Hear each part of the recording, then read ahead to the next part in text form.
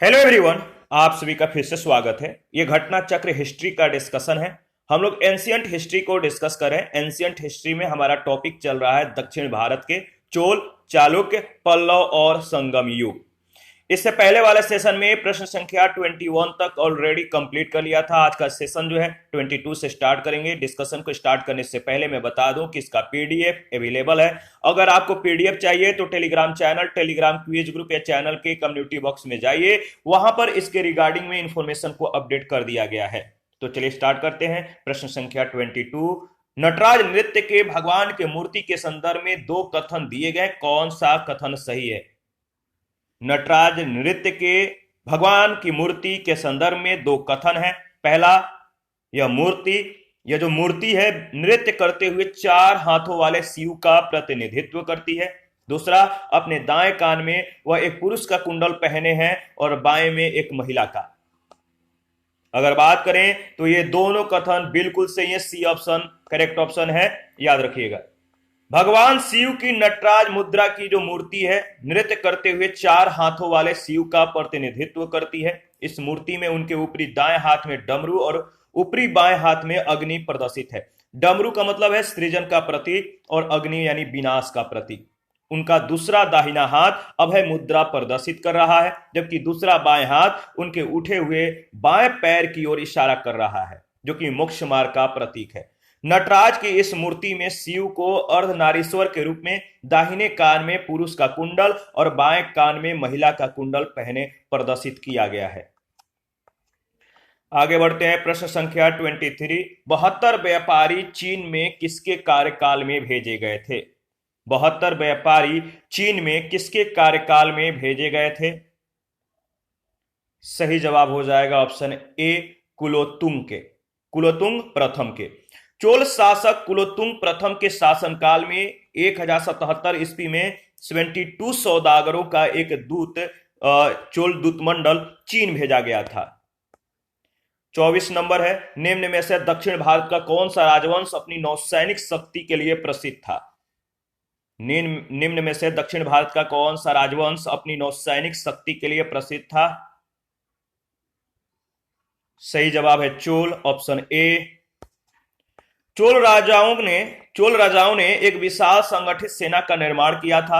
चोलों के पास अश्व यानी घोड़ा, गज यानी हाथी और पैदल सैनिकों के साथ ही साथ एक अत्यंत शक्तिशाली नौसेना भी थी। इसी नौसेना के सहायता से उन्होंने श्रीविजय, सिंहल, मालदीव आदि द्वीपों की विजय की थी। 25 नंबर है, निम्नांकित राजवंशों में से किसके शासक अपने शासनकाल में ही अपना उत्तराधिकारी घोषित कर देते थे? निम्नांकित राजवंशों में से किसके शासक अपने शासनकाल में ही अपना उत्तराधिकारी घोषित कर देते थे?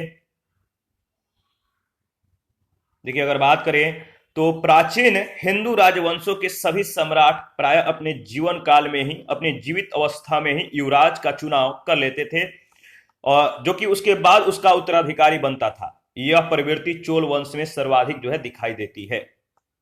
26 नंबर, निम्नलिखित चोल शासकों में से जिसने बंगाल की खाड़ी को चोल झील का स्वरूप प्रदान कर दिया वह कौन था? निम्नलिखित चोल शासकों में जिसने बंगाल की खाड़ी को चोल झील का स्वरूप प्रदान कर दिया वह कौन था? इसका सही जवाब हो जाएगा वह राजेंद्र प्रथम था। बी ऑप्शन बिल्कुल करेक्ट ऑप्शन है। बी ऑप्शन करेक्ट ऑप्शन है। नटराज प्रथम के मृत्यु के बाद उसका युगतम पुत्र राजेंद्र प्रथम सम्राट बना। उसने अपने पिता की साम्राज्यवादी नीति को आगे बढ़ाया। राजेंद्र प्रथम का काल चोल शक्ति का चरमोत्कर्ष काल था। राजेंद्र प्रथम के बारे में कहा गया है कि उसने बंगाल के खाड़ी को चोल झील का स्वरूप प्रदान कर दिया था। 1017 ईस्वी में उसने संपूर्ण सिंहल द्वीप को यानी श्रीलंका को जीत लिया। सिंहल राजा महेंद्र पंचम को बंदी बनाकर चोल राज में लाया। उसने पवित्र गंगा जल लाने के उद्देश्य से गंगा घाटी में अभियान किया तथा पाल शासक महिपाल को पराजित किया। इस विजय के उपलक्ष्य में उसने गंगैकोंड की उपाधि ग्रहण की और गंगैकोंड चोलपुरम नामक नई राजधानी की स्थापना की। नवीन राजधानी के निकट ही उसने सिंचाई के लिए चोल गंगम नामक विशाल तालाब का भी निर्माण कराया। 27 नंबर, गंगैकोंड चोलपुरम की स्थापना किसने की थी? गंगैकोंड चोलपुरम की स्थापना किसने की थी? सही जवाब है राजेंद्र प्रथम, सी ऑप्शन।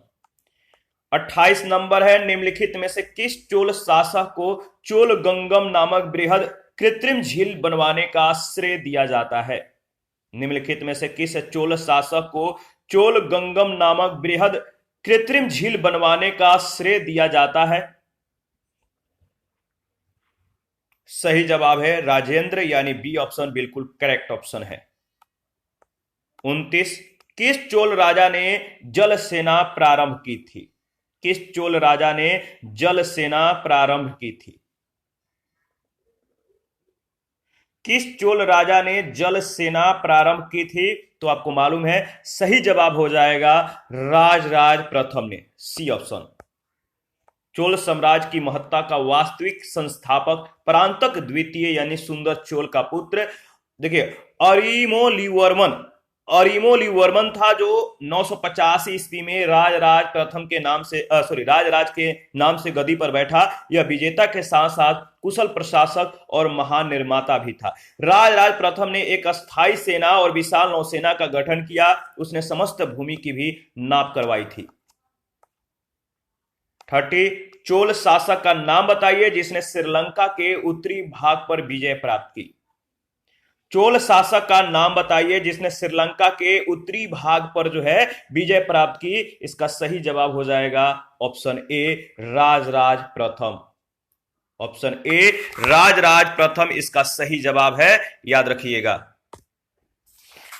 चोल शासक राजराज प्रथम ने सिंहल यानी श्रीलंका पर आक्रमण करके उत्तरी सिंहल को जीतकर अपने राज्य में जो है मिला लिया। विजित क्षेत्र में राजराज ने जो है अनुराधापुर को नष्ट करके पोलोनरुआ को, जो पोलोनरुआ था यह क्षेत्र था, इस क्षेत्र को अपनी राजधानी बनाया। इसका नाम जननाथ मंगलम रखा। राजराज जो था यह शैव मातावलंबी था, जिसने शिवपाद शेखर की उपाधि धारण की थी। 31, चोल राजाओं में किस एक ने सीलोन पर विजय प्राप्त की थी? सीलोन पर किस राजाओं में, अगर बात करें तो चोल राजाओं में किस राजा ने सीलोन पर जो है इस पर विजय प्राप्त की थी?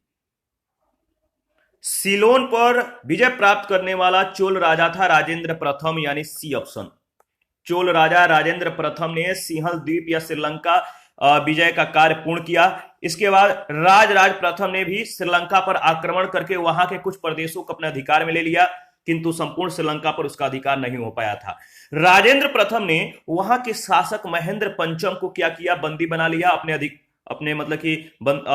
अधिकार में ले लिया, और चोल राज इसे जो है भेज दिया गया महेंद्र पंचम को बंदी बनाकर, अपना कैदी बनाकर, और 12 वर्ष के बाद उसकी मृत्यु हो गई। संपूर्ण श्रीलंका पर राजेंद्र प्रथम का अधिकार जो है हो गया था। 32, वह चोल राजा कौन था जिसने श्रीलंका को पूर्ण स्वतंत्रता दी और सिंहल राजकुमार के साथ अपनी पुत्री का विवाह कर दिया था?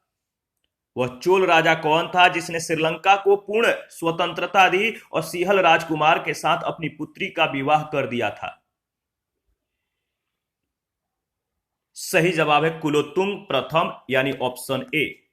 कुलोत्तुंग प्रथम के समय में श्रीलंका के राजा विजय बाहु ने अपनी स्वतंत्रता घोषित की, किंतु कुलोत्तुंग प्रथम ने श्रीलंका में चोल प्रभाव की समाप्ति के प्रति किसी कटुता का प्रदर्शन जो है नहीं किया गया। उसने अपनी पुत्री का विवाह श्रीलंका के राजकुमार अगर बात करें तो वीरप्पेरुमाल के साथ कर दिया था, वीरप्पेरुमाल के साथ, तो याद रखिएगा। और 33 नंबर है, कुछ कथन दिए गए, कथन ए और कारण आर। कथन ए कह रहा है कि हमें चोलों के विषय में उनके पूर्ववर्ती राजवंशों की अपेक्षा अधिक जानकारी है। कारण आर में दिया गया है। अगर बात करें तो देखिए, चोल शासकों ने मंदिर की दीवारों पर अभिलेख उत्कीर्ण करने का प्रचलन प्रारंभ किया, जिनमें उनकी विजयों के ऐतिहासिक विवरण दिए जाते हैं। इन दोनों में से कौन सा कथन सत्य है आपको बताना है। सही जवाब है ए ऑप्शन। ए और आर दोनों सही है। ए आर ए की सही व्याख्या करता है। अगर बात करें तो चोलों के विषय में हमें जो है उनके पूर्ववर्ती राजवंशों की अपेक्षा अधिक जानकारी है। राजराज प्रथम और राजेंद्र प्रथम ने मंदिरों की ऐतिहासिक दीवारों पर शिलालेख स्थापित किए। राजराज प्रथम ने अभिलेखों के द्वारा अपने पूर्वजों के इतिहास को संकलित करने का या अपने काल की घटनाओं और विजयों को जो है लेखों में जोड़ने की प्रथा का आरंभ किया। इसका अगर बात करें तो अनुकरण बाद के राजाओं ने भी किया, इसलिए कारण और कथन दोनों जो है सही है, एक दूसरे की व्याख्या करते हैं। 34 नंबर है, भारत के इतिहास के संदर्भ में निम्नलिखित युग्मों पर विचार कीजिए। भारत के इतिहास के संदर्भ में निम्नलिखित युग्मों पर विचार कीजिए। शब्द जो दिया गया जैसे एरिपति, तनियूर, घटिका, ये तीनों जो शब्द हैं, क्या इनके सामने दिया गया जो विवरण है सही है? तो देखिए, इसमें अगर बात करें, एरिपति जो था, भूमि जिससे मिलने वाला राजस्व अलग से ग्राम जलाशय के रख रखाव के लिए निर्धारित कर दिया गया था, इसको एरिपति कहते थे। घटिका प्राय मंदिरों के साथ संबंध विद्यालय था। तो इसमें पहला और तीसरा जो है सही सुमेलित है, यानी डी ऑप्शन, पहला तीसरा। एरिपति चोल प्रशासन के अंतर्गत वह भूमि होती थी जिससे मिलने वाला राजस्व अलग से ग्राम जलाशय के रख रखाव के लिए निर्धारित कर दिया गया था। 7वीं 8वीं सदी में जो है दक्षिण भारत में घटिका प्राय मंदिरों के साथ संबंध विश्वविद्यालय थे। चोलकालीन स्थानीय प्रशासन में बड़े नगरों में अलग कुरम यानी ग्राम संघ गठित किए जाते थे, जिन्हें तनियूर या तकुरम कहा जाता था। तनियूर या तकुरम। इसके बाद प्रश्न संख्या 35, निम्न में से कौन सी संस्था विदेशी व्यापार से संबंधित थी? निम्न में से कौन सी संस्था विदेशी व्यापार से संबंधित थी? सही जवाब है नानादेशी और आपका मणिग्राम। सी एंड डी बिल्कुल करेक्ट ऑप्शन है। श्रेणी एक ही प्रकार के व्यवसाय करने वाले लोगों की समिति होती थी। नगरम व्यापारियों के स्थानीय संगठनों को कहा जाता था। इस प्रकार के संगठन कांची और मामल्लपुरम में विद्यमान थे। ठीक है, लेखों से हमें विभिन्न व्यापारिक संघों के विषय में भी जानकारी प्राप्त होती है। ये व्यापारी संघ है मणिग्रामम, नानदेशिस, ठीक है, या नानदेशी, वलैंग, बलंजी और इंदांगे आदि। मणिग्रामम, नानदेशिस दूसरे देशों के साथ भी व्यापार करते थे। 36 है, प्राचीन भारत का निम्नलिखित में से कौन सा महत्वपूर्ण व्यापार केंद्र उस व्यापार मार्ग पर था जो कल्याण को वेंगी से जोड़ता था? प्राचीन भारत का निम्नलिखित में से कौन सा महत्वपूर्ण व्यापार केंद्र उस व्यापार मार्ग पर था जो कल्याण को वेंगी से जोड़ता था? सही जवाब है तग्गर, ऑप्शन ए। तगर प्राचीन भारत का महत्वपूर्ण व्यापारिक केंद्र था। यह कल्याण और वेंगी के मध्य स्थित था। 37 नंबर है, चालुक्य वंश का सबसे महान शासक कौन था? चालुक्य वंश का सबसे महान शासक कौन था? सही जवाब है पुलकेशिन द्वितीय। पुलकेशिन द्वितीय चालुक्य वंश के शासकों में सर्वाधिक योग्य तथा शक्तिशाली था। उसने 610 ईस्वी से 642 ईस्वी तक शासन किया। उसकी उपलब्धियों का विवरण हमें एहोल अभिलेख से प्राप्त होता है। 38, निम्नलिखित में से किस वंश के द्वारा प्रायः महिलाओं को प्रशासन में उच्च पद प्रदान किए जाते थे? किस वंश के द्वारा प्रायः महिलाओं को प्रशासन में उच्च पद प्रदान किए जाते थे? सही जवाब है चालुक्य, बी ऑप्शन।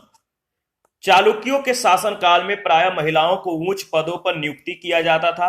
विक्रमादित्य प्रथम के भाई चंद्रादित्य की रानी विजय भट्टारिका ने अपने नाम से 2 ताम्रपत्र लिखवाए थे। वह एक अच्छी कवित्री भी थी। विक्रमादित्य ने अपनी छोटी बहन कुमकुम देवी के कहने पर एक विद्वान ब्राह्मण को एक गांव दान में दिया था। कीर्ति वर्मन द्वितीय की महारानी महादेवी उसके साथ रक्तपुर के स्कंधावर में जो है उपस्थित रहने का उल्लेख मिलता है। इस वंश की विजय भट्टारिका ने जो है इस वंश के विजय भट्टारिका ने कुशलतापूर्वक शासन संचालित किया था। तो विजय भट्टारिका याद रखिएगा। नेक्स्ट प्रश्न संख्या 39 है, चालुक्यों की राजधानी कहां थी? चालुक्यों की राजधानी कहां थी?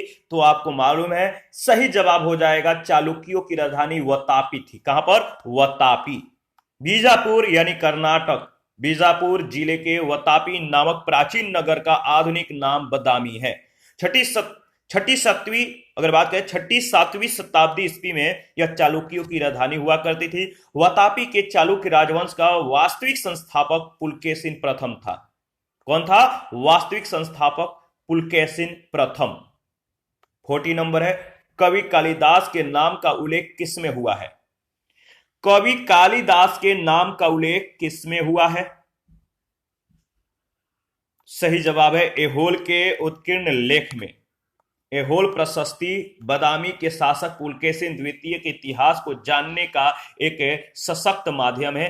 ठीक है, और इस लेख की जो भाषा है वो है संस्कृत और लिपि जो है दक्षिण ब्राह्मणी है। इस लेख की रचना रवि कीर्ति ने की थी। प्रशस्ति के अंत में लेखक ने यह दावा किया है कि उसने इसे लिखकर कालिदास और भारवी के समान यश प्राप्त किया है। इस अभिलेख में कालिदास के नाम का भी उल्लेख हुआ है। 41 संस्कृति के कवि या संस्कृत के कवि और नाटकार कालिदास का उल्लेख किसमें हुआ है? किस अभिलेख में? सेम प्रश्न सेम जवाब। संस्कृत के कवि और नाटकार कालिदास का जो नाम है किस अभिलेख में हमें मिलता है? याद रखिएगा, काफी महत्वपूर्ण है। पुलकेशिन द्वितीय के एहोल अभिलेख में ऑप्शन ए बिल्कुल करेक्ट ऑप्शन है। 42 किस शासक ने सिंहल द्वीप के विरुद्ध 642 ईस्वी में 2 समुद्री अभियान भेजा था? किस शासक ने सिंहल द्वीप के विरुद्ध 642 ईस्वी में 2 समुद्री अभियान भेजा था? सही जवाब है नरसिंह वर्मन प्रथम। नरसिंह वर्मन प्रथम। नरसिंह वर्मन प्रथम का या इनका जो समय 630 से 668 ईस्वी, तो इनका समय याद रखिएगा। नरसिंह वर्मन प्रथम पल्लव वंशीय शासक था। 642 ईस्वी में चालुक्यों के विरुद्ध युद्ध में नरसिंह वर्मन को लंका के एक राजकुमार मानव वर्मा से सहायता मिली थी। उसने मानव वर्मा को पुनः सिंहल की गद्दी दिलाने के लिए शक्तिशाली नौसेना को 2 बार उसकी सहायता के लिए सिंहल द्वीप भेजा। और 43 है प्राचीन संस्कृत ग्रंथों में प्राप्य या यौवन प्रिय शब्द किसका घोतक है? प्राचीन संस्कृत ग्रंथों में प्राप्य यौवन प्रिय जो शब्द है वो किस शब्द का घोतक है? आप बताइए। सही जवाब है यौवन प्रिय जो शब्द है काली मिर्च को कहा जाता था, यानी डी ऑप्शन। भारतीय काली मिर्च यूनानियों और रोमवासियों को बहुत प्रिय था, बहुत पसंद था, और इसीलिए प्राचीन संस्कृत ग्रंथों में इसे यौवन प्रिय कहा गया है। इसकी यूनान और रोम में अत्यधिक जो है डिमांड थी। 44 हल्बी किस भाषा परिवार से संबंध है? हल्बी का जो संबंध है किस भाषा परिवार से है आपको बताना है। इसका सही जवाब हो जाएगा आर्य। तो याद रखिए हल्बी जिस भाषा परिवार से संबंधित है वह है आर्य। हल्बी भाषा छत्तीसगढ़, उड़ीसा और आंध्र प्रदेश आदि भूभागों में बोली जाने वाली भाषा है, जो कि इंडो आर्यन भाषा परिवार का यह एक हिस्सा है। इसे उड़िया या मराठी भाषा की विकास यात्रा के मध्य संक्रमण कालीन भी माना जाता है। 45 है तोल्कापियम ग्रंथ किससे संबंधित है? तोल्कापियम जो ग्रंथ है किससे संबंधित है बताइए। अगर बात करें तो तोल्कापियम जो ग्रंथ है ये इसका संबंध व्याकरण और काव्य से है, यानी सी ऑप्शन बिल्कुल करेक्ट ऑप्शन है। तोल्कापियम के प्रणयनकर्ता तोल्कापिय ऋषि अगस्त के 12 योग्य शिष्यों में से एक थे। यह तमिल व्याकरण ग्रंथ है और इसकी रचना सूत्र शैली में की गई है। 46 संगम साहित्य में तोल्कापियम एक ग्रंथ है। संगम साहित्य में तोल्कापियम जो ग्रंथ है क्या है? तो ये एक तमिल व्याकरण का ग्रंथ है, यानी बी ऑप्शन बिल्कुल करेक्ट ऑप्शन है। शिल्पादिकारम का लेखक कौन था? शिल्पादिकारम का लेखक कौन था? तो सही जवाब है शिल्पादिकारम का लेखक इलंगो था, यानी ऑप्शन ए बिल्कुल करेक्ट ऑप्शन है। आगे बढ़ते हैं। अच्छा, इसके बारे में 2-3 पॉइंट है। शिल्पादिकारम का लेखक इलंगो आडिगल था। यह संगम साहित्य का महत्वपूर्ण महाकाव्य है। इसका लेखक चोल नरेश करिकाल का पौत्र था। 48 में आपको जो है सूची 1 सूची 2 के साथ मिलान करना है, तो चलिए मिलान कर लेते हैं। देखिए अगर बात करें तो तिरुकुरल, तिरुकुरल का संबंध किससे है? तो दर्शन से है। दर्शन कहां पर है? ये है। तोल्कापियम का संबंध व्याकरण से है, व्याकरण ये है। शिल्पादिकारम का जो संबंध है ये शिल्पादिकारम जो है एक प्रेम गाथा है, तो ऑप्शन जो दिया गया है। और मणि मैकले का संबंध जो है वर्णिक कथा से है, यानी सही ऑप्शन जो हो जाएगा ऑप्शन डी में दिया गया है। दोबारा से रिवाइज कर लेते हैं ताकि आपको अच्छे से याद हो जाए। तिरुकुरल का संबंध दर्शन से है, तोल्कापियम का व्याकरण से है, शिल्पादिकारम का प्रेम कथा से है और मणि मैकले का संबंध वर्णिक कथा से है। 49 शैव संतों के लेखन के संग्रह को पांचवा वेद भी समझा जाता है, उपयुक्त संग्रह का क्या नाम है? शैव संतों के लेखन के संग्रह को पांचवा वेद भी समझा जाता है, उपयुक्त संग्रह का क्या नाम है? तो सही जवाब हो जाएगा तिरुमुराय, तिरुमुराय, डी ऑप्शन।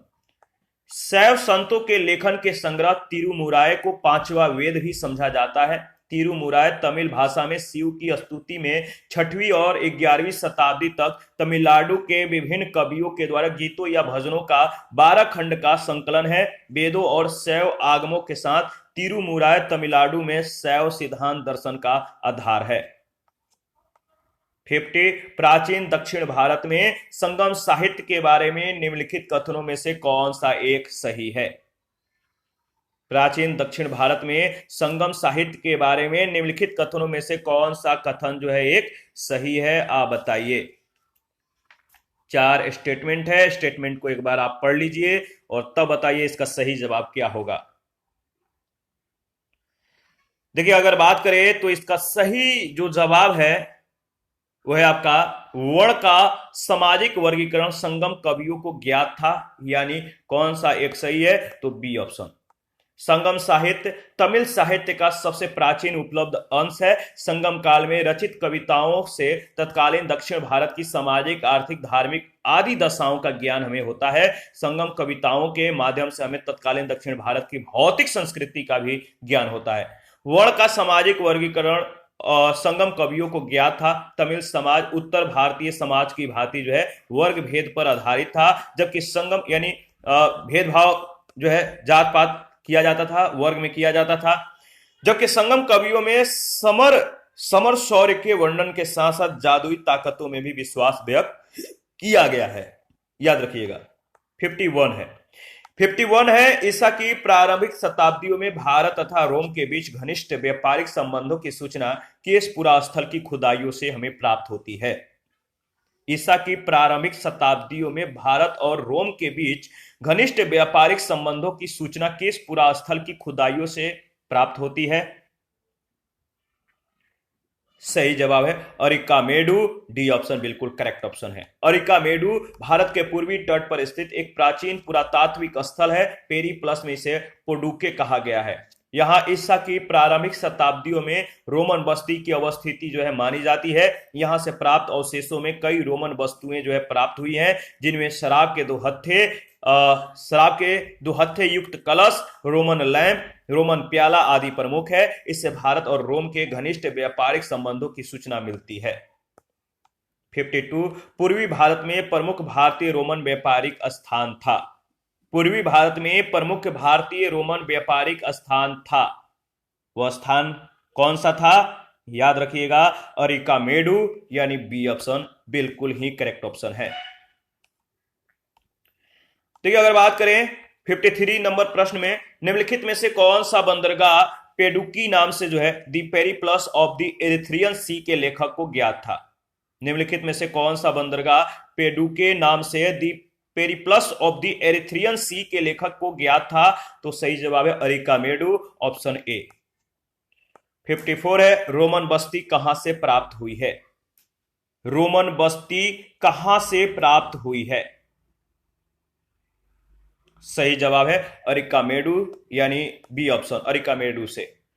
एम्फोरा जार होता है एक, एम्फोरा जार किस प्रकार का होता है? याद रखिएगा एम्फोरा जार एक लंबा और दोनों तरफ हथेदार जार के रूप में होता है। बी ऑप्शन बिल्कुल करेक्ट ऑप्शन है। एम्फोरा जार एक लंबी और संकीर्ण गर्दन वाला दोनों तरफ हथेदार जार है। प्राचीन काल में इसका प्रयोग तेल या शराब को रखने के लिए किया जाता था। अरिकामेडू के उत्खनन से रोम आयातित इस जार के अवशेष मिले हैं। 56 निम्नलिखित राजवंशों में किसका उल्लेख संगम साहित्य में नहीं हुआ है? निम्नलिखित राजवंशों में किसका उल्लेख संगम साहित्य में नहीं हुआ है? 56 का सही जवाब हो जाएगा option A Kadamba. Option A. संगम साहित्य में केवल चोल, चेर और पांडे राजाओं के बारे में विवरण प्राप्त होता है। इन राज्यों के विविध राजाओं के शासनकाल का स्पष्ट निर्धारण संभव न होने पर भी संगम साहित्य से कृष्णा नदी के दक्षिण में सुदूर प्रायद्वीप तक जो है विभिन्न गतिविधियों पर पर्याप्त प्रकाश पड़ता है। कदम्ब या अन्य किसी राजवंश का उल्लेख संगम साहित्य में नहीं है। 57 निम्नलिखित में से कौन एक तमिल देश के संगम युग का राजवंश नहीं था? बताइए, निम्नलिखित में से कौन एक तमिल देश के संगम युग का राजवंश नहीं था? सही जवाब है पल्लव, सी ऑप्शन। 58 धार्मिक कविताओं का संकलन कुरल किस भाषा में है? धार्मिक कविताओं का संकलन कुरल किस भाषा में है? तो कुरल तमिल भाषा में है, याद रखिएगा।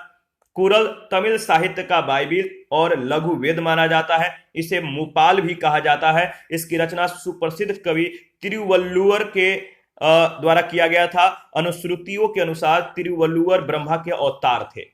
59 निम्नलिखित तमिल ग्रंथों में किसे लघु वेद की संज्ञा दी गई है? निम्नलिखित तमिल ग्रंथों में किसे लघु वेद की संज्ञा दी गई है? तो सही जवाब है कुरल, डी ऑप्शन। 60 नंबर निम्नलिखित में से कौन तमिल रामायण या रामावतारम का लेखक था?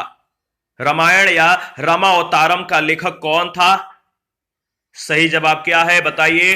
काफी महत्वपूर्ण है, बहुत बार पूछा गया है। इसका सही जवाब हो जाएगा कंबन, ऑप्शन ए। कंबन के द्वारा रचित कंब रामायण या रामावतारम तमिल भाषा में है। 61 मध्यकालीन भारत के सांस्कृतिक इतिहास के संदर्भ में निम्नलिखित कथनों पर विचार कीजिए। पहला, तमिल क्षेत्र के सिद्ध एकेश्वरवादी थे तथा मूर्ति पूजा की निंदा करते थे। दूसरा, कन्नड़ क्षेत्र के लिंगायत पुनर्जन्म के सिद्धांत पर प्रश्न चिन्ह लगाते थे तथा जाति अधिक्रम को अस्वीकार करते थे। इन दोनों में से कौन सा कथन सत्य है बताइए? इन दोनों में से जो कथन सही है, पहला और दूसरा दोनों कथन सत्य है, तो सी ऑप्शन बिल्कुल करेक्ट ऑप्शन है। तमिल क्षेत्र के सिद्ध एकेश्वरवादी थे, मूर्ति पूजा की निंदा करते थे। लिंगायतों ने जाति की अवधारणा और कुछ समुदायों के दूषित होने की ब्राह्मणीय अवधारणा का विरोध किया। उनका विश्वास था कि मरणोपरांत भक्त शिव में जो है लीन हो जाएंगे तथा इस संसार में पुनः नहीं लौटेंगे। इन्होंने पुनर्जन्म के सिद्धांत को नकार दिया था। 62 सूची 1 सूची 2 के साथ मिलान कीजिए। तो चलिए मिलान करते हैं। देखिए, गुप्त का संबंध जो है वह है देवगढ़ से, चंदेल का संबंध खजुराहो से है, चालुक्य का संबंध बादामी से है और पल्लव का संबंध पनमल्लय से है। पनमल्लय यानी सही ऑप्शन हो जाएगा ऑप्शन ए। दोबारा से रिवाइज कर लेते हैं। गुप्त का संबंध देवगढ़, चंदेल का खजुराहो से, चालुक्य का बादामी और पल्लव का पनमल्लय से। इसके बाद अच्छा, यहां पे दिया गया है कि उत्तर प्रदेश के ललितपुर जिले में देवगढ़ नामक स्थान पर गुप्तकालीन दशावतार मंदिर जो है स्थित है। याद रखिएगा, खजुराहो में चंदेल शासकों की कला के इतिहास का प्रसिद्ध उदाहरण आज भी विद्यमान है। यहाँ के मंदिर विष्णु, शिव और जैन धर्म से संबंधित हैं। इनमें सर्वाधिक प्रसिद्ध कंदरिया महादेव मंदिर है। बादामी यानी कर्नाटक स्थित बादामी चालुक्यों की राजधानी थी और पनमल्लय पल्लवों से जो है संबंधित है। 63 निम्नलिखित में से कौन सा एक प्राचीन भारत में व्यापारियों का निगम था? निम्नलिखित में से कौन सा एक प्राचीन भारत में व्यापारियों का निगम था? सही जवाब है मणिग्रामम, मणिग्रामम, डी ऑप्शन। दक्षिण भारत में नगरों में व्यापारियों के विभिन्न संगठन थे, जैसे मणिग्रामम, वलंजियर आदि। चोल काल में ब्राह्मणों को दान में दिए गए ग्राम को चतुर्वेदी मंगलम कहा जाता था। 64 दक्षिण भारत का प्रसिद्ध तक्कोलम का युद्ध कहां हुआ था? दक्षिणी भारत का प्रसिद्ध तकोलम का युद्ध हुआ था, कहां पर हुआ था बताइए। तकोलम का जो युद्ध हुआ था चोल और राष्ट्रकूटों के बीच हुआ था। तो बी ऑप्शन बिल्कुल करेक्ट ऑप्शन है। चोल शासक परांतक प्रथम के अंतिम दिनों में राष्ट्रकूट शासक कृष्ण तृतीय ने पश्चिमी गंगो यानी बुतुग द्वितीय की सहायता से तकोलम के युद्ध में चोलों को परास्त किया, हरा दिया, तंजौर पर अधिकार कर लिया और कृष्ण तृतीय ने इस उपलक्ष्य में तंजयुकोंड की उपाधि धारण की। तंजयुकोंड। 65 चोल साम्राज्य को अंततः किसने समाप्त किया था? चोल साम्राज्य को अंत किसने किया, समाप्त किसने किया? सही जवाब है, अगर ऑप्शन बाई ऑप्शन देखें तो इसमें जो है डाउटफुल है, सही नहीं है। 1250 ईस्वी के आसपास होयसल और पांड्य राज्य ने जो चोल राजा राजेंद्र तृतीय को परास्त कर दिया, हरा दिया। चोल राजा पांड्यों की अधीनता में लगभग 1279 ईस्वी तक शासन करते रहे। इसके बाद चोल राज के स्वतंत्र अस्तित्व का कोई प्रमाण नहीं मिलता है। मलिक काफूर ने लगभग 1310 ईस्वी में दक्षिण विजय की थी, जिसमें उसने जो है यादव, काकतीय, होयसल, पांड्य आदि राजाओं को जीता था। फिर भी प्रश्नानुसार इसका निकटतम उत्तर विकल्प डी हो सकता है। 66 संगम युग में उदयपुर किसके लिए विख्यात था? संगम युग में उदयपुर किसके लिए विख्यात था? कपास के व्यापार का महत्वपूर्ण केंद्र था, यानी बी ऑप्शन बिल्कुल करेक्ट ऑप्शन है। तमिलनाडु के तिरुचिरापल्ली में कावेरी नदी के तट पर अवस्थित उदयपुर संगम कालीन महत्वपूर्ण नगर था। संगम युग में उदयपुर सूती वस्त्रों का बहुत बड़ा केंद्र था। इसका विवरण पेरिप्लस ऑफ द एरिथ्रियन सी में मिलता है। इसके बाद 67 देखिए उदयनजीरल किस वंश से संबंधित था? उदयनजीरल किस वंश से संबंधित था? तो चेर वंश से।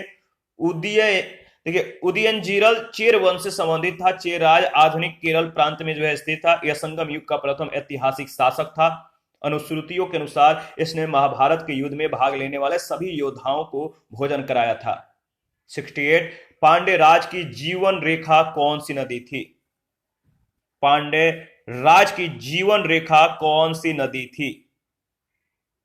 सही जवाब है वेंगी नदी। डी ऑप्शन बिल्कुल करेक्ट ऑप्शन है। पांड्य राज की जीवन रेखा नदी वेंगी नदी थी। पांड्य राज कावेरी के दक्षिण में स्थित था। इसमें आधुनिक मदुरा और तिरुनवेली के जिले और त्रावणकोर के कुछ भाग शामिल होते थे। इसकी राजधानी मदुरा थी। वेंगी नदी वाला प्रदेश अपनी उर्वरता के लिए अत्यधिक प्रसिद्ध था।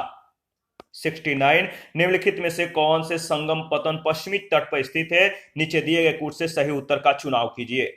संगम, कौन से संगम पतन पश्चिमी तट पर स्थित थे? याद रखिएगा, सही जवाब है तोंडी और मुसिरी। तोंडी और मुसिरी जो कि सी ऑप्शन में दिया गया 3 और 4। एक अज्ञात ग्रीक नाविक के द्वारा रचित प्रसिद्ध पुस्तक पेरिप्लस ऑफ द एरिथ्रियन सी में प्राचीन काल के विभिन्न बंदरगाहों की सूची मिलती है। इसमें नौरा, तोंडी, मुसिरी और नेलिसंडा पश्चिमी तट के प्रमुख बंदरगाह थे। 70 संगम कालीन साहित्य में कोन, को और मनन किसके लिए प्रयुक्त होते थे? संगम कालीन साहित्य में कोन, को और मनन किसके लिए प्रयुक्त होते थे?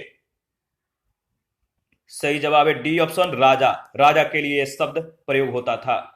संगम कालीन साहित्य में कोन, को और मनन शब्द राजा के लिए प्रयुक्त होते थे। 71 तृतीय संगम हुआ था।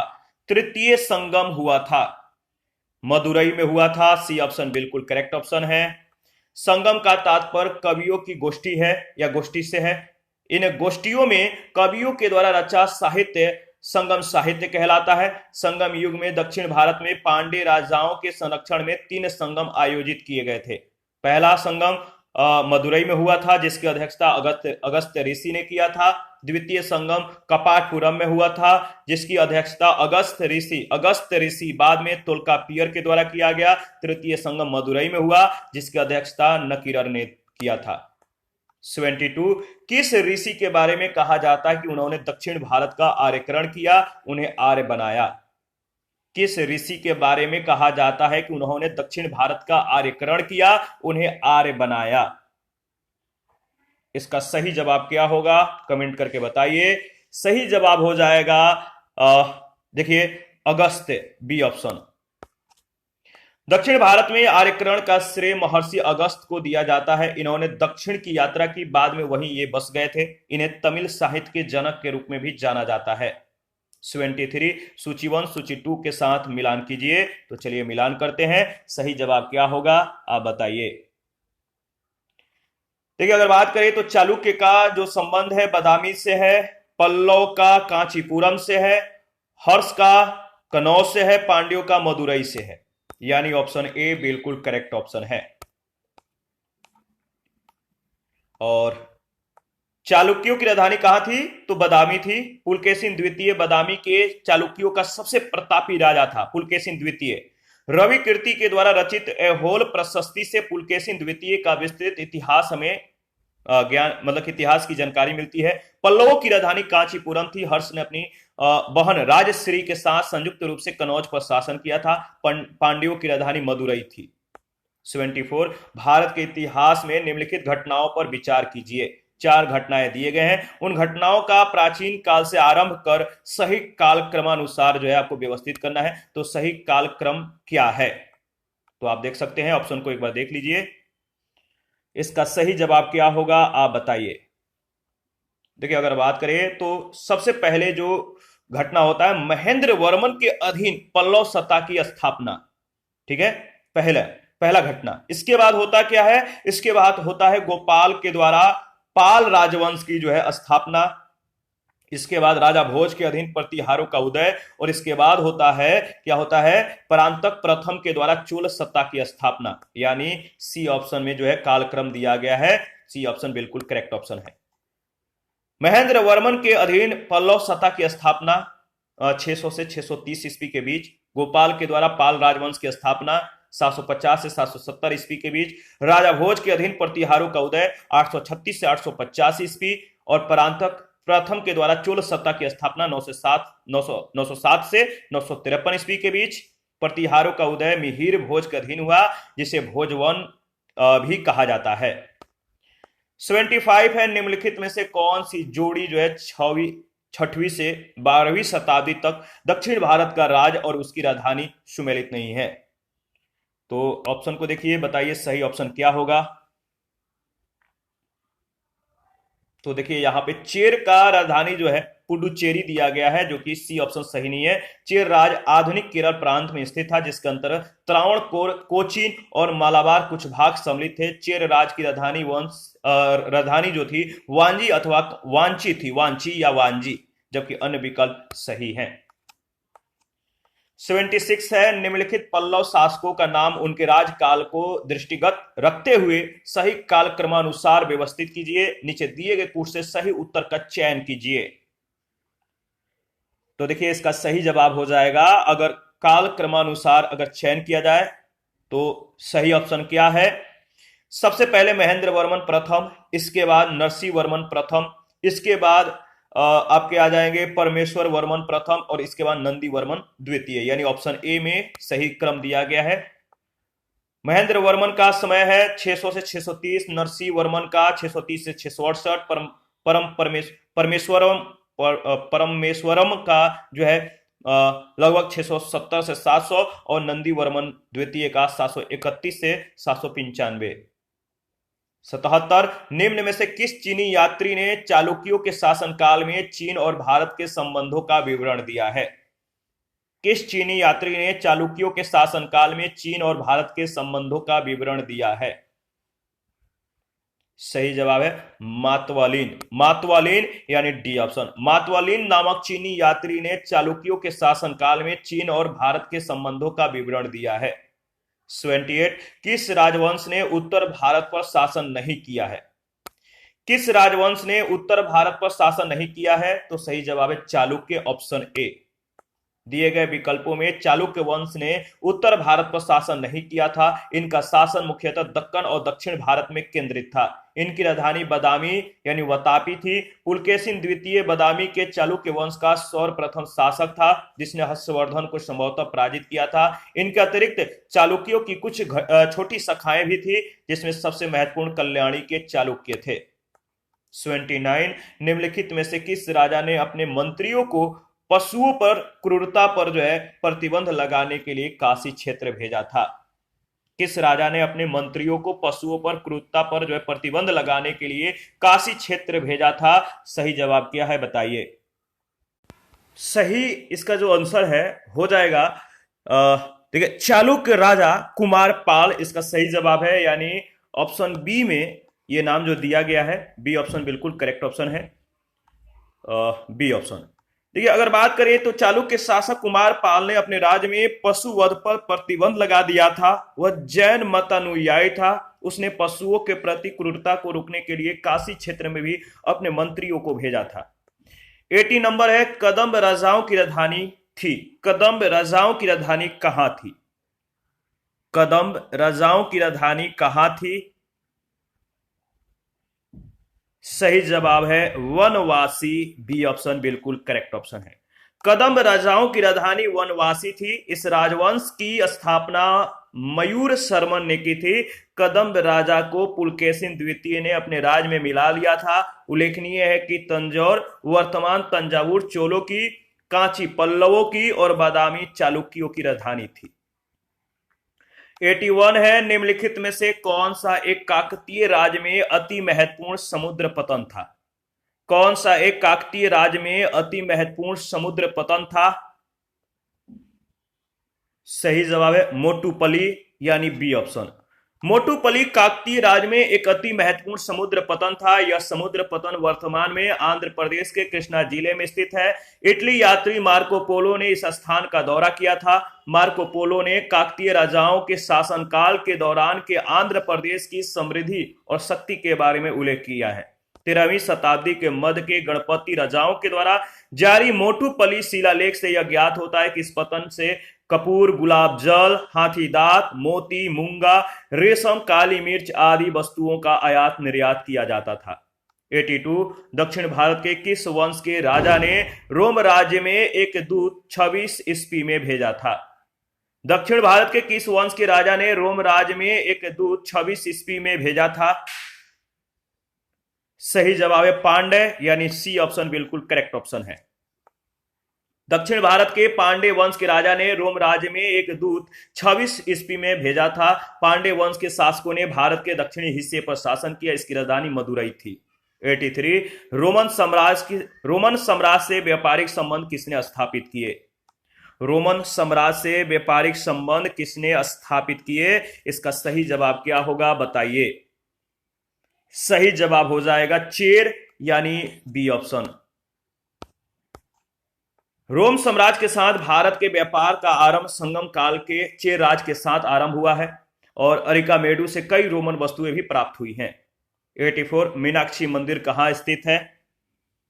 मीनाक्षी मंदिर स्थित है, याद रखिएगा कहां पर स्थित है? सही जवाब है मदुरई में, ऑप्शन ए। मीनाक्षी मंदिर मदुरई यानी मदुरा में स्थित है। मदुरई पांड्यों की राजधानी थी। संगम काल में प्रथम और तृतीय संगम यहीं पर आयोजित किए गए थे, जिनकी अध्यक्षता ऋषि अगस्त और नकीरर के द्वारा की गई थी। 85 मीनाक्षी मंदिर कहां अवस्थित है? मीनाक्षी मंदिर कहां अवस्थित है? तो सही जवाब है मदुरई में, सी ऑप्शन बिल्कुल ही करेक्ट ऑप्शन है। 86 आपको मिलान करना है, सही जवाब क्या होगा? तो मीनाक्षी मंदिर का संबंध किससे है? आपको मालूम है, कुछ ही सेकंड पहले डिस्कस किया था। मदुरई। वेंकटेश्वर मंदिर का संबंध किससे है, यानी कहां से है? तो सही जवाब है तिरुमाल, यानी आंध्र प्रदेश। महाकाल मंदिर जो है इसका संबंध उज्जैन से है और बेलूर मठ हावड़ा यानी पश्चिम बंगाल। सही ऑप्शन हो जाएगा ऑप्शन बी। बी बिल्कुल करेक्ट ऑप्शन है। मीनाक्षी मंदिर का निर्माण पांड्यों ने अपनी राजधानी मदुरई में करवाया था। महाकाल मंदिर उज्जैन में और वेंकटेश्वर मंदिर तिरुमल यानी आंध्र प्रदेश में स्थित है। बेलूर मठ में रामकृष्ण मिशन की स्थापना 1897 में हावड़ा में स्वामी विवेकानंद के द्वारा की गई थी। 87 दक्षिण भारत के मंदिरों के आकर्षक द्वार क्या कहलाते हैं? दक्षिण भारत के मंदिरों के आकर्षक जो द्वार थे, एंट्री गेट जो होता था, वो क्या कहलाता था? तो गोपुरम। दक्षिण के मंदिरों के आकर्षक द्वार को गोपुरम कहते हैं। पांड्यों और चोलों की राजकाल में द्रविड़ शैली पनपती रही। पांड्य काल में मंदिर छोटे होते थे, उनके प्रांगण के चारों ओर उनके प्राचीर बनाए जाते थे। इनके प्रवेश द्वार, जिन्हें गोपुरम कहा जाता था, भव्य, विशाल और प्रचुर मात्रा में शिल्पकारिता से अलंकृत होते थे। चोलकालीन वास्तुकला की विशेषता मंदिर नहीं बल्कि गोपुरम है। इसी के साथ आज का सेशन समाप्त करते हैं। नेक्स्ट सेशन में प्राचीन साहित्य और साहित्यकार के बारे में डिस्कस करेंगे। आप अपना प्रतिक्रिया देते रहें। आपके प्रतिक्रियाओं का हमें बेसब्री से इंतजार रहता है और आप लोगों का तहे दिल से शुक्रिया अदा है कि आप लोगों ने हमें इतना प्यार दिया, इतना सपोर्ट कर रहे हैं। आप लोग ऐसे ही सपोर्ट करते रहें। Thank you. मिलते हैं नेक्स्ट सेशन में।